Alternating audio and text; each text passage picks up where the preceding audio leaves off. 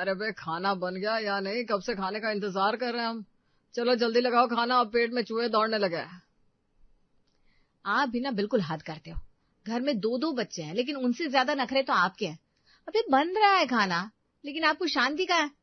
बस 5 मिनट और लगेंगे, तब तक आप यहाँ खड़े रहकर मेरा मुंह मत देखो। मैं खाना सामने लाती हूँ, तब तक आप जाओ, चादर बिछाओ। बड़े भाई साहब, इन्हें भी अंदर भेज देना। मेरी रोटियां लगभग बनकर तैयार ही हैं। तब तक ये प्लेट और गिलास सामने लेकर जाएंगे। यहाँ खड़े रहकर मेरे तो पैर दर्द कर रहे हैं, और आप लोगों को तो भूख भी लगी है। सब लोग कुछ मिलकर करेंगे तो जल्दी जल्दी हो जाएगा। ये है शर्मा निवास। शर्मा निवास की किचन में दोनों देवरानी जेठानी आराम से खाना बना रही थी, लेकिन उनके पतियों को भूख बिल्कुल बर्दाश्त नहीं हो रही थी। ये उनका आज का नहीं, रोज का है। खाना बनने से पहले ही दोनों भाई किचन में 10 चक्कर लगाते हैं, और हर रोज उन्हें ही खाना खाने के लिए चादरें बिछानी पड़ती है, पानी के गिलास उन्हें ही भरने पड़ते हैं, और प्लेट भी उन्हें ही लानी पड़ती है। आज भी वही हुआ। सोहम किचन में गया और खुद के लिए काम लेकर आया ही था, साथ ही साथ अपने भाई के लिए भी काम लेकर आया। जा भाई, तुम्हारी भाभी ने मुझे चद्दर बिछाने का काम दिया है, तो भी अंदर जाओ और अंदर से खाने की प्लेट लेकर आ, ताकि हम लोगों को जल्दी से खाना मिल सके। क्या भैया, भाभी आपको काम बताती है और आप तुरंत हाँ कहते तो। आपके साथ साथ मुझे भी काम करना पड़ता है। इनका ये हर रोज का है। खाना तो बनाती है, लेकिन खिलाती है ऐसे जैसे कुत्तों को खिलाती है। चद्दर बिछाते बिछाते और प्लेट लाते लाते पूरा खाना खाने का मूड ही चला जाता है। मैं नहीं करने वाला कोई काम। अच्छा जी, किचन से आपको 2 प्लेट लाने के लिए कह दिया तो आपको ये काम लग रहा है। हम खाना तो बना लेते हैं, आपको बस थोड़ा ही काम होता है। उतना काम करने में भी आप चिक चिक करते हो। एक दिन का होता तो समझ लेता, लेकिन तुम्हारा तो यह हर दिन का है। जी चद्दर बिछाओ ना, जी खाने की प्लेट सामने लेकर जाओ ना, जी पानी के गिलास भर कर रखो ना। अरे कभी किसी को इस तरह परोसते हुए देखा है क्या? तुम्हारी मम्मी भी तुम्हारे पापा को इसी तरह काम बताती है। तुम्हारे ऑर्डर सुनते सुनते खाना खाने का मूड ही चला जाता है। लड़ते झगड़ते ही सही, आप लोगों ने हमारे बताए हुए सारे काम तो कर लिए। देखो, चद्दर भी बिछा दी, खाना खाने की पूरी तैयारी भी कर ली। देखो, हमसे काम करवा के कैसे हंस रही है दोनों। लेकिन अब से हम कोई काम नहीं करने वाले। खाना कैसे परोसते हैं आप लोगों को तो ये भी नहीं पता। कभी किसी को देखा नहीं क्या कि प्यार से खाना कैसे खिलाया जाता है? आज कर लिया, लेकिन ये सब काम तुम लोग खुद से कर लो, हम नहीं करने वाले। और अगर दूसरों को कैसे परोसते हैं ये आप लोगों को नहीं पता तो कहीं जाकर क्लास लगवा लो। कल से हम आपकी कोई मदद नहीं करेंगे। अच्छा जी, कल का कल देखेंगे। फिलहाल तो सब्जी देखो, तुम दोनों की मनपसंद मटर पनीर की सब्जी बनाई है, वो एंजॉय करो। सब्जी का स्वाद चखने के बाद आप लोगों ने किए हुए सारे काम आप लोग भूल जाएंगे। हाँ भाई, अपनी सब्जी का लालच देकर हम लोगों का मुंह मत बंद करो। स्वाद का क्या है, सब्जी में स्वाद तो कोई भी डाल देता है। असली मजा तो तब आता है जब हम आराम से खाने की थाली पर आकर बैठे और कोई हमें प्यार से परोसे। तब बेस्वाद सब्जी भी स्वादिष्ट लगती है, क्योंकि उसमें परोसने वाले का प्यार होता है। तुम्हारी तरह नहीं, खाना खिलाने से पहले तुम लोगों के तो 100 नखरे होते। वो झेलते झेलते ही हम इतने बोर हो जाते कि खाना खाने का मन ही नहीं करता। बिल्कुल सही कहा भैया आपने। हम आराम से खाने की थाली पर आकर बैठेंगे और कोई हमें प्यार से परोसेगा। हाय, न जाने हमारी जिंदगी में ऐसा दिन कब आएगा। अरे अब बस भी करो तुम दोनों। हाँ, खाना ठंडा हो रहा है। तुम लोगों का कहना है ना कि हम अच्छे से खाना परोसना या फिर अच्छी सर्विस देना नहीं जानते, तो ठीक है। जिस दिन हम लोग खाना कैसे परोसते हैं ये बात सीख लेंगे, उस दिन आपकी जिंदगी में ऐसा दिन भी आ जाएगा। अच्छा जी, तुम दोनों की वजह से यहाँ हम परेशान हैं और तुम लोगों को मजाक सूझ रहा है। देखता है कल आपकी मदद कौन करता है। पत्नियां अच्छी तरीके से खाना नहीं परोसती, इस बात से सागर और सोहम बिल्कुल परेशान हो गए थे। अपनी पतियों को कुछ बोलने जाए तो वो कहती थी, चद्दर बिछाना, खाने की प्लेट लगाना, ये कोई बहुत बड़ा काम नहीं है। हम तो खाना बना लेते हैं, आप इतना नहीं कर सकते। उनके सवाल के आगे वो दोनों कुछ कह भी नहीं पाते थे, लेकिन वो दोनों मन ही मन चाहते थे कि उन्हें अच्छी तरीके से खाना मिले, जिससे वो आराम से खाने की प्लेट पर आकर बैठे और उन्हें सब कुछ जगह पर मिले। लेकिन उनकी पत्नियों को तो परोसने का तरीका पता ही नहीं था। ऐसे ही दोनों भाई बैठकर एक दिन इसी के बारे में काफी सोच रहे थे। तभी आपको क्या लगता है भैया, हमारी पत्नियों को सच में खाना परोसने का तरीका नहीं पता होगा, या फिर वो अपने काम से बचने के लिए ये सब कर रही होगी?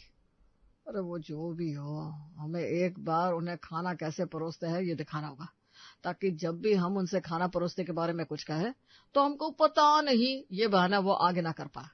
लेकिन अगर हम उन्हें घर में खाना परोसेंगे तो उन्हें कुछ स्पेशल नहीं लगेगा, कुछ दिनों में वो भूल भी जाएगी। ऐसा कुछ करना होगा जो उन्हें काफी दिनों तक याद रहे। लेकिन करे तो क्या करे? आइडिया, हमारे मोहल्ले की कॉर्नर से थोड़ा आगे जाकर एक नया रेस्टोरेंट ओपन हुआ है, अनारदाना नाम से। ऑफिस के कलीग से मैंने उस रेस्टोरेंट के बारे में काफी सुना है। हम हमारी पत्नियों को और पूरे फैमिली को खाना खाने अनारदाना रेस्टोरेंट में लेकर जाते हैं, ताकि उन्हें पता चले खाना किस तरह से परोसते हैं। उसी बहाने हमें भी रोज के खाने से कुछ चेंज मिल जाएगा। हाँ भाई, कम से कम वहां जाकर चद्दरें तो नहीं लगानी पड़ेगी। सागर और सोहम एक दूसरे से बातें कर रहे थे, तभी उनकी पत्नियां वहां आ जाती हैं।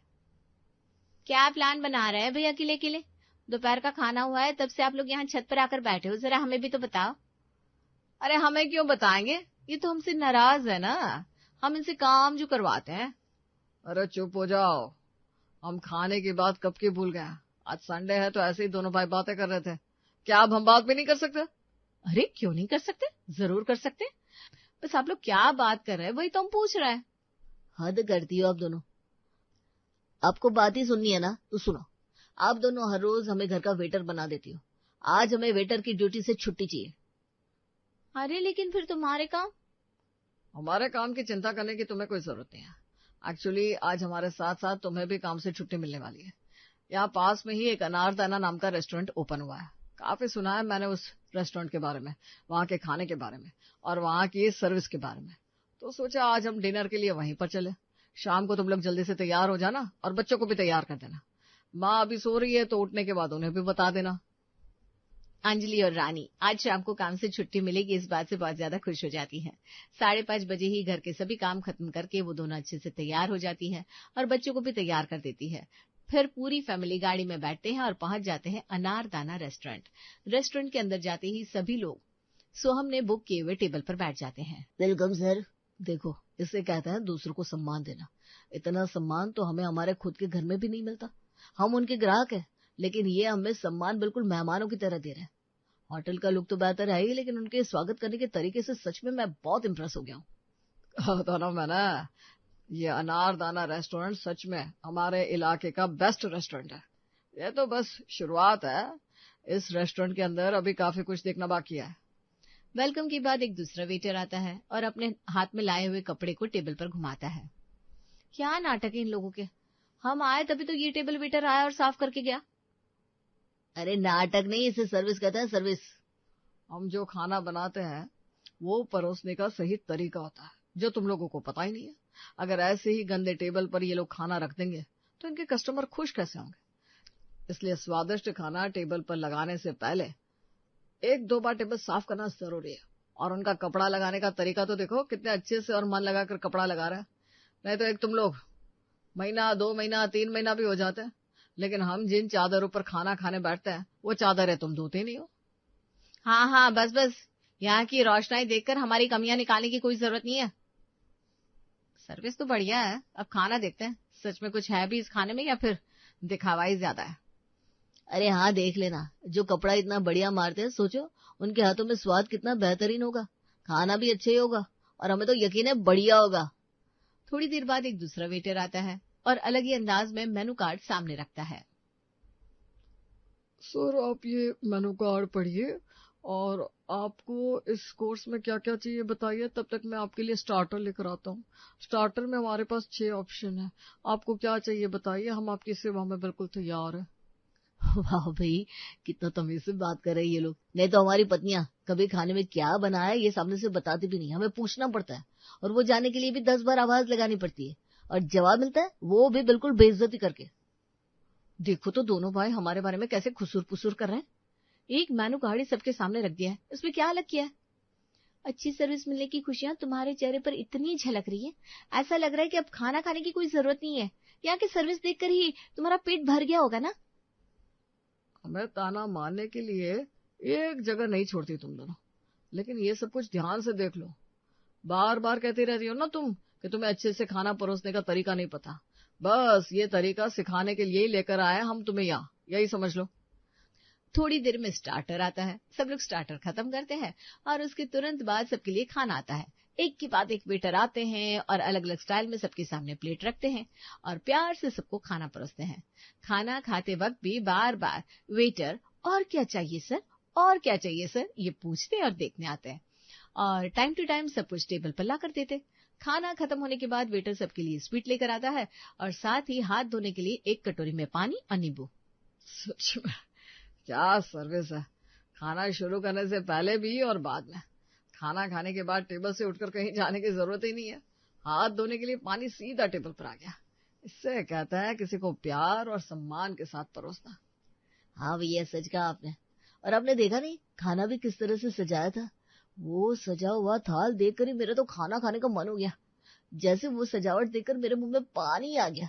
एक के ऊपर एक थाल रख के ला रहा था वो वेटर। सच में कमाल का एक्सपीरियंस था। अरे सजावट से पेट थोड़ी ना भरता है। बस सजावट अच्छी थी, खाने में तो बिल्कुल स्वाद नहीं था। सच में खाना बिल्कुल ढंग का नहीं था। ऐसा लग ही नहीं रहा था कि हम रेस्टोरेंट में खा रहे हैं। इससे कई गुना ज्यादा अच्छा तो हम घर पर बना लेते। लेकिन उस खाने को भी ये कम है, ये ज्यादा है करके आप ताने देते रहते हो 10। और यहाँ देखो तारीफ कर करके बेकार खाना खाया जा रहा है। अरे खाने का स्वाद कौन देखता है। खाना परोसने का तरीका इतना बेस्ट था कि हमारे स्वाद की तरफ ध्यान ही नहीं गया।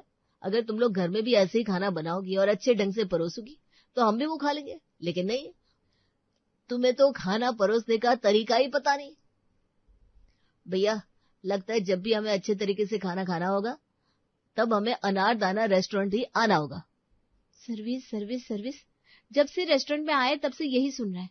माना कि इनकी सर्विस अच्छी है, परोसने का तरीका अच्छा है, लेकिन खाना तो 19-20 भी नहीं है। बिल्कुल बेकार खाना है, बेकार। हाँ, तुम्हें तो खाना बेकार ही लगेगा। हम जो लेकर आए थे तुम्हें यहाँ। ये पति पत्नी की जोड़ी घर की तरह होटल में भी एक दूसरे से झगड़ने लगती है। जैसे तैसे उनकी सास उन्हें शांत करती है और सब लोग घर पहुंचते हैं। पूरे रास्ते में भी दोनों भाई बस होटल की सर्विस की तारीफ कर रहे थे।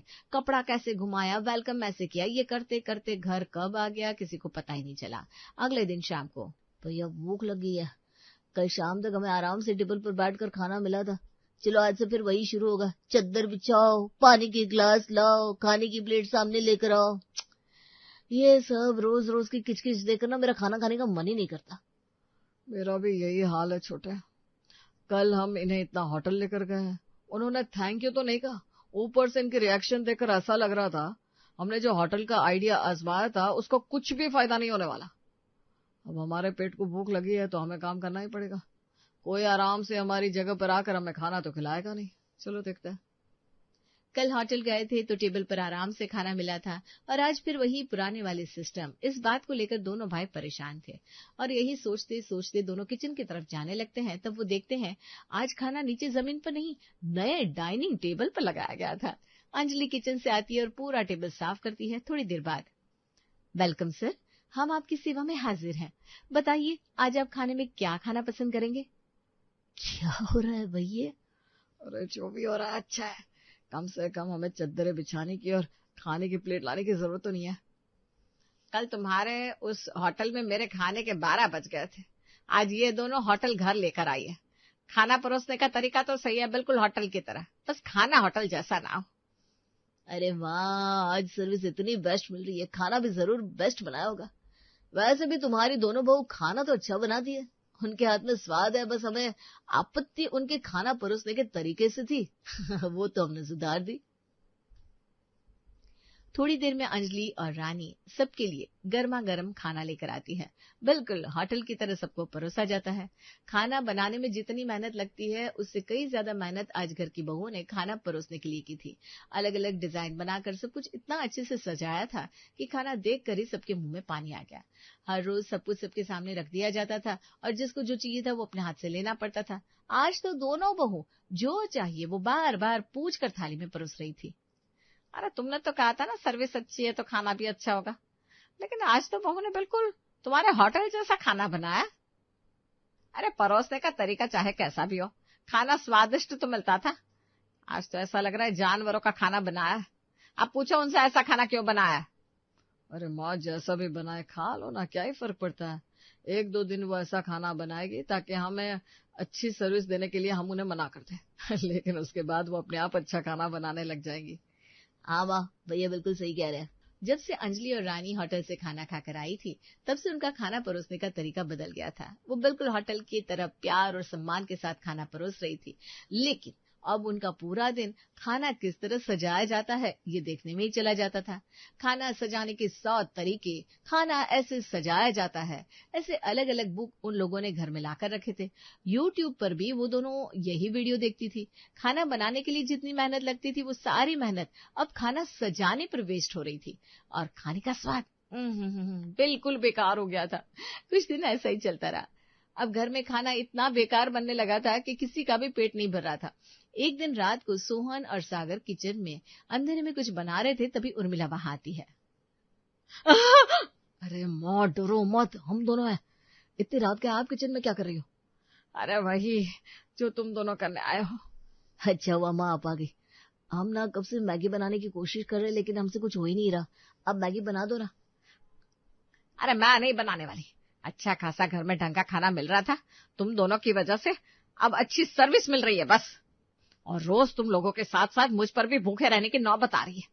तुम बनाओ और मैं खाऊंगी। और ये अच्छे तरीके से खाना परोसने का नाटक तुम दोनों ने शुरू किया है ना, तो वो जल्दी से खत्म करो। कैसे भी करके बहू को दिमाग से ये होटल की तरह सर्विस देने का नाटक निकालो और घर में पहले जैसा टेस्ट लेकर आओ, नहीं तो हमें रात में ऐसे ही चुप चुप कर मैगी खानी पड़ेगी। समझ में आई बात? सुबह का वक्त घर में काम वाली अपने अपने काम में लगी है। चमेली पोछा लगा रही है, मुन्नी बर्तन धो रही है। डाइनिंग टेबल पर ओम जी, मोहित और शोभित नाश्ता कर रहे हैं। उमा और बरखा पास ही खड़ी है। ओ मैम साहब, पोछे वाला फिनाइल खत्म हो गया है। अब मैं क्या करेगी बाबा? आज तो मैं पार्टी में आपका परफ्यूम डाल के पोछा लगा रही है, फिर मत बोलना महक नहीं आ रही है। अरे मैम साहब, मेरा भी बर्तन का साबुन खत्म है। कल पक्का नया ला देना, वरना कल से राख से घिसूंगी सारे बर्तन। मैं पहले ही बता दे रही है। हाँ हाँ ठीक है, मंगा दूंगी बर्तन मांजने का साबुन, पर साबुन थोड़ा कम लगाया कर। ये इतने साबुन का खर्च नहीं है मेरे पास। अरे हमें बड़े हिसाब से घर चलाना पड़ता है, समझी? हे राम चमेली, ये तूने क्या कर दिया? मेरा इतना महंगा परफ्यूम तूने घर के पोंछने के लिए यूज किया है। पता भी है एक एक पैसे जोड़कर मैं ये परफ्यूम खरीद के लाई थी। अभी चमेली और मुन्नी के साथ उमा और बरखा की तू मैं में चल रही थी कि तभी ओम जी ने कहा, अरे उमा, घर में सेब या केले नहीं है क्या? काम की बहुत थकान रहती है, सोच रहा था नाश्ते में थोड़े फ्रूट्स खा लिया करूं। फ्रूट्स? अरे कहाँ से लाऊं फ्रूट्स? क्या घर में पैसों का पेड़ लगा है? आप लोग जो थोड़ा बहुत कमा लेते हो उसमें इन 5 काम वालियों की पगार और दाल रोटी चल रही है, यही गनीमत मानो। और नहीं तो क्या पापा जी, इतनी महंगाई है, मोहित की कमाई तो राशन और बिजली के बिल में ही उड़ जाती है। मैं तो खुद अपने कितने शौक मार कर बैठी हूँ ताकि घर चल सके। हम गरीब लोग फ्रूट्स खाएंगे तो महीने का बजट कैसे चलेगा? अरे बरखा, तुम इतना परेशान मत हो, पापा अभी जो है हम वही खा लेते हैं। मैं सोच रहा हूँ संडे को कोई पार्ट टाइम जॉब ढूंढ लूँ ताकि इन लोगों को घर चलाने में इतनी तकलीफ ना हो। बेचारे बहुत एडजस्ट करती है। हाँ पापा, मेरी भी सैलरी बढ़ेगी तो फ्रूट्स ले आएंगे। अभी मम्मी और भाभी को परेशान मत कीजिए। तीनों बाप बेटे अपना उदास मुंह लेकर ऑफिस चले गए और उनके जाते ही उमा और बरखा का गरीबी का रोना गायब हो गया। ये तो इस घर की रोज की कहानी थी। घर की औरतों के पास खुद के आराम के लिए तो पैसे थे, पर बाकी चीजों के लिए हमेशा कमी रह जाती थी। कुछ दिनों बाद शोभित की शादी काजल से हो गई। अब काजल भी उस घर की बहू थी। काजल एक बहुत ही समझदार और प्रैक्टिकल लड़की थी। शादी के अगले दिन काजल अपनी पहली रसोई की रस्म के लिए किचन में गई। अरे घी है, सूजी है, ड्राई फ्रूट्स भी है, पर चीनी के डिब्बे तो एकदम खाली पड़ा है। शगुन का हलवा बिना चीनी के कैसे बनेगा? काजल बाहर हॉल में आती है जहां उमा भी अपने फोन पर मजे से ऑनलाइन शॉपिंग कर रही है। मम्मी जी, वो किचन में चीनी खत्म हो गई है, हलवा कैसे बनाऊं? हाय राम, चीनी खत्म हो गई है, अब मैं क्या करूं? मुझे तो समझ नहीं आता है, इन आदमियों की कम कमाई में मैं घर कैसे चलाऊं। देखती हूँ मेरे पर्स में कहीं ना कहीं 100-150 रुपए बच गए होंगे तो मंगा लेती हूँ। हम तो बस थोड़ा थोड़ा सामान मंगा कर किसी तरह गुजारा कर रहे हैं बेटा। कोई बात नहीं मम्मी जी, आप परेशान मत होइए। अगर पैसे नहीं है तो मैं हलवा गुड़ से बना लूंगी। गुड़ का हलवा भी बहुत टेस्टी लगता है। गुड़ का हलवा? अरे नहीं नहीं, तो रुक, मैं अभी ऑनलाइन से चीनी ऑर्डर कर रही हूँ। काजल उमा के पास आती है और उनके फोन की स्क्रीन देखती है। मम्मी जी, आप मॉल से ऑर्गेनिक ब्राउन शुगर मंगा रही हैं? ये तो 150 रुपए किलो दिखा रहा है और साथ में 50 रुपए की डिलीवरी चार्ज। हाँ तो चीनी तो यही खानी पड़ेगी ना। पर मम्मी जी, अभी तो आप कह रही थी कि घर में पैसे कम हैं। अगर चीनी ही मंगानी है तो नुक्कड़ वाली किराने की दुकान से मंगा लेते हैं। वहाँ अच्छी चीनी 45 रुपए किलो मिल जाएगी, हमारे सीधे 150 रुपए बचेंगे। ए काजल, तू मुझे सिखाएगी कि घर कैसे चलाना है? एक तो तू कुछ जानती नहीं है, ऊपर से फालतू का दिमाग लगा रही है। मैं तो बस पैसे बचाने की बात कर रही थी। मुझे पता है ना क्या करना है। मैं इतने सालों से थोड़े पैसों में अपना घर चलाती आ रही हूँ। आज तू मायके से आकर मुझे ज्ञान देगी? चीनी आ रही है मॉल से, तू जाकर बस अपना हलवा बना। काजल हैरान रह गई। उसे समझ नहीं आया कि जो सास अभी 50 रुपए के लिए रो रही थी, वो 200 रुपए की चीनी ऑनलाइन क्यों मंगा रही है। काजल वापस किचन की तरफ मुड़ी, तभी बरखा चेहरे पर हरा रंग का महंगा फेस पैक लगाए और कानों में एयरपॉड्स डाले कमरे से बाहर आई। भाभी, वो चीनी तो आ रही है, मैं हलवा बना दूंगी, पर सबके लिए नाश्ता क्या बनाना है? एक्सक्यूज मी, तुम्हें क्या लगता है मैं किचन में घुसकर आग के सामने खाना बनाऊंगी? अरे मेरी स्किन का क्या होगा, टैनिंग हो जाएगी। तो फिर नाश्ता कौन बनाता है यहाँ? अरे नाश्ता तो अपनी चंपा बना कर देगी ना। ये चंपा कौन है?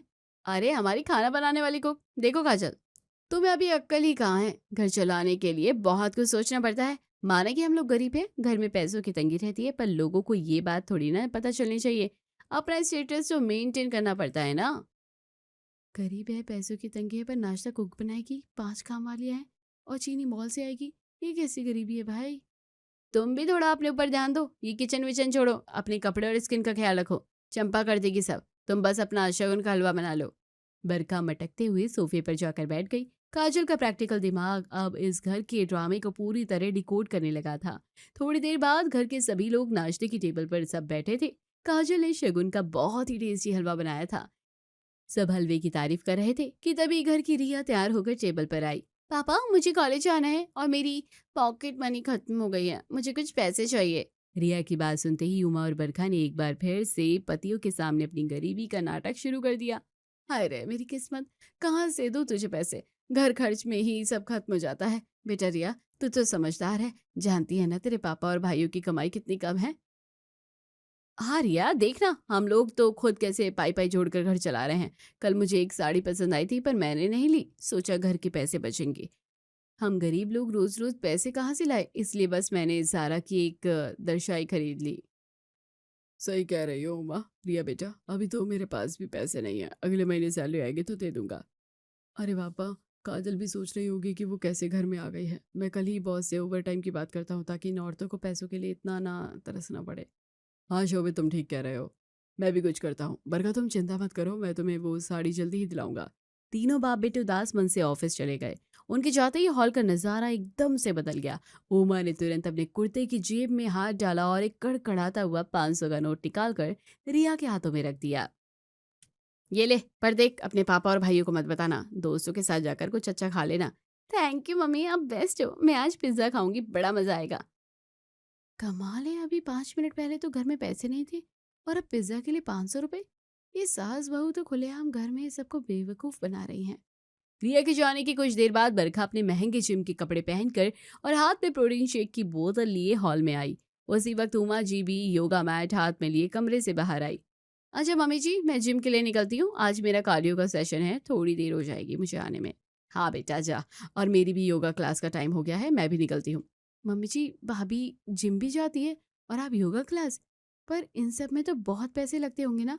बेटा हेल्थ से बढ़कर क्या है, माना कि हमारे पास पैसे कम है, पर शरीर का ध्यान तो रखना ही पड़ता है ना, इसलिए बस ये सब करना पड़ता है। हाँ काजल, तुम्हें भी कुछ दिन बाद मैं जिम ज्वाइन करवा दूंगी, फिर दोनों साथ में जिम जाया करेंगे। अभी तुम आराम कर लेना, बाकी सारा काम चमेली और मुन्नी निपटा देगी। उमा और बरखा घर से निकल गई। काजल अकेली हॉल में खड़ी रह गई। उसे समझ नहीं आ रहा था कि वो हंसे या अपना सिर पीट ले। वाह ही गरीबी, जिम का खर्चा, योगा का खर्चा, 5-5 काम वालियों की पगार, और घर के आदमी को लगता है कि ये लोग बहुत एडजस्ट कर रही हैं। ये तो दिन दहाड़े लूट मची हुई है इस घर में। अगर सच में गरीबी ऐसी होती है तो आज कोई भी गरीब दुखी नहीं होता। शाम को उमची, मोहित और शोभित ऑफिस से लौट आए। उमा और बरखा तो पहले ही आ चुके थे। अभी सभी बैठकर चाय पी रहे थे और तभी काजल की मुंह दिखाई के लिए शोभित की बुआ शारदा जी घर आ गई। सब हॉल में बैठे काजल की तारीफ करने लगे। बहू तो बहुत ही सुंदर और प्यारी लाई हो उमा, शोभित की तो किस्मत खुल गई। बरखा भाभी, बुआ जी और मेहमान लोग आए हैं, जरा बाहर से कुछ अच्छा सा नाश्ता, समोसे, कचौड़ी और मिठाई मंगवा लीजिए ना। नाश्ते का नाम सुनते ही बरखा और उमा ने फिर से अपना नया ड्रामा चालू कर दिया। बाहर से नाश्ता? शोभित, तुम्हें तो पता है ना घर की हालत, बचे कुचे पैसे तो सब शादी और राशन में लग गए। अब इतने पैसे कहाँ हैं कि मैं मेहमानों के लिए महंगा और अच्छा अच्छा नाश्ता मंगवाऊं? हाँ शोभित, मेहमान तो घर के ही हैं, ये हमारी मजबूरी समझेंगे। अरे नहीं नहीं उमा, हमें कुछ नहीं खाना। एक काम करना बरखा, सुबह काजल ने जो हलवा बनाया था ना वो आधा बच गया है था। हाँ भाई, गरम करके सबको खिला दे, आखिर ये लोग भी तो नई बहू के हाथ का स्वाद चख ले। बरखा अंदर गई और सुबह का बचा हुआ हलवा प्लेटों में डाल कर ले आई। शारदा जी को भी बहुत अजीब लगा कि नई बहू की मुंह दिखाई में बासी हलवा परोसा जा रहा है। काजल एक कोने में घूंघट काढ़े बैठी थी। उसे अंदर ही अंदर बहुत शर्मिंदगी हो रही थी। खुद के जिम, योगा और पिज्जा के लिए इनके पास हजारों रुपए हैं, पर घर आए मेहमानों को खिलाने के लिए ये बासी हलवा।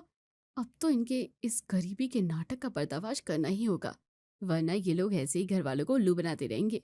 रात का वक्त था, सब डाइनिंग टेबल पर खाना खा रहे थे। चंपा ने खाने में पतली दाल और तोरई की सब्जी बनाई थी, जिसे देखकर मोहित और शोभित का मुंह उतरा जा रहा था। बरका, मुझे ना कल से मटर पनीर खाने का बड़ा मन कर रहा है। कल सुबह मेरे लिए टिफिन में मटर पनीर बना देना प्लीज, साथ में 2 पराठे एक्स्ट्रा डाल देना। पनीर का नाम सुनते ही बरखा ने ऐसी आंखें निकाली जैसे मोहित ने पनीर नहीं जायदाद मांग ली हो। पनीर भूल जाओ, आप लोगों को महंगाई का कोई अंदाजा भी है? पनीर 400 रुपए किलो है। जितने पैसे आप कमाते हो ना, उसमें सिर्फ तुरई और लौकी ही बनेगी। अमीर लोगों वाले शौक मत पालो। सही तो कह रही है बरखा, हम गरीब लोगों के घर रोज रोज पनीर कहाँ से आएगा? चुपचाप तोरई खा ले, हेल्दी होती है। मोहित बेचारा सिर झुकाकर चुपचाप तोरई खाने लगा।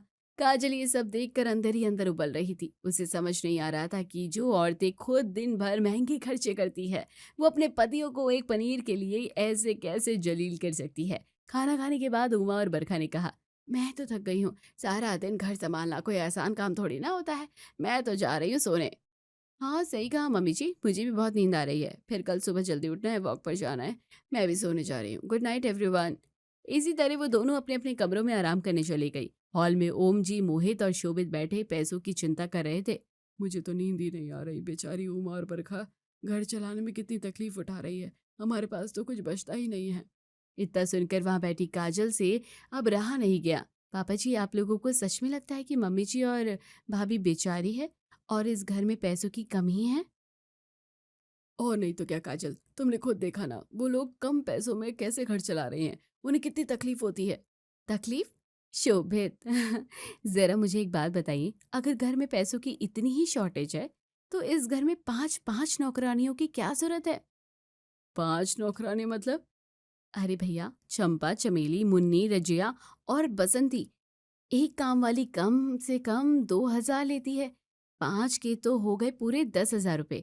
अगर घर की औरतें मिलकर काम करें तो क्या ये 10,000 नहीं बचेंगे? 10,000?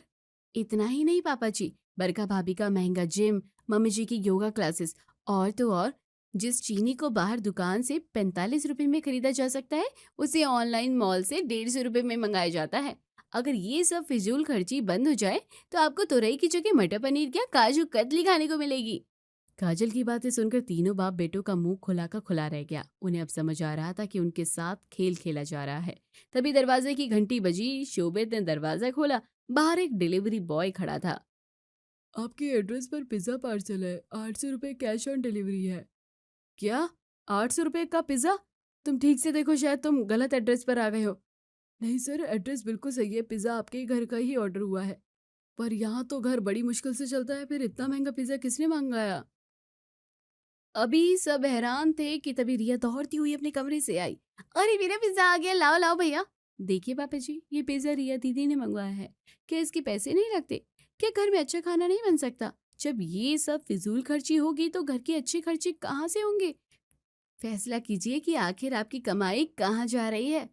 रिया, ये 800 का पिज्जा तूने अपने पैसों से मंगाया है?